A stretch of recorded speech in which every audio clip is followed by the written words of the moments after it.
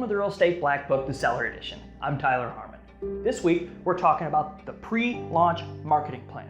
When I list houses, I have two waves of marketing releases that I use. One that I do when the listing goes live, and one that starts several weeks in advance. Remember, everything I do is geared towards our goal, which is the highest price in the shortest time possible. Having a pre-marketing plan does this by accomplishing two things. Number one is early exposure. It's kind of like marketing a pocket listing while we get everything else ready. And number two is getting feedback before we officially hit the market. Now, the main focus with early exposure is to get in front of the buyer pool that we know will be interested in the home. Think about it this way. How does buyers' excitement of finding their dream home compare with someone watching the new Star Wars trailer? Let's start to build the anticipation. One thing we start with is a squeeze page. We have tested the best possible layouts to get the maximum response. At Telus Properties, 80% of our marketing budget goes into research and development. So with these squeeze pages, after we get their info, we can start to qualify these buyers now and invite them to special events later. That includes special sneak peeks to trailers, to teasers, to password protected property websites, to pre-launch parties.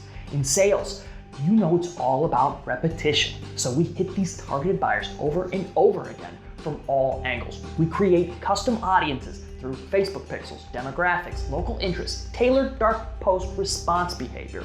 We build lookalike audiences from all the open house email lists in context from the squeeze page. We also hit them with search engine marketing and other places on the web through native online advertising networks. In physical form, one of my favorites is to hit the most overlooked area of real estate. That's neighbors. Reaching out to them is great for two reasons. One, everybody loves the opportunity to choose their neighbors. And two, these people can be a wealth of opportunity. Selling real estate is all about the story and the lifestyle. And some of these neighbors have been in these homes for 30 or 40 years, and they might know a thing or two about your house as well as the neighborhood. We also hit the local agents through a lot of the same channels we do with the buyers, as well as a few others. We let them know what's coming down the pike so they can perk up their ears and let their clients know to get ready. By that time, the buyers have heard from me as well as their agents. That's called reinforcement. And the best part, the home isn't even on the market yet.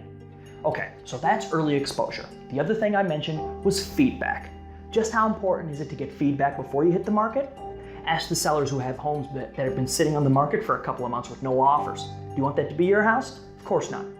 A lot of agents are going to tell you we're in a cooling market, but that doesn't explain why some homes are still flying off the shelves. It's a cop-out. I've said it before, don't just get the listing up, get it right.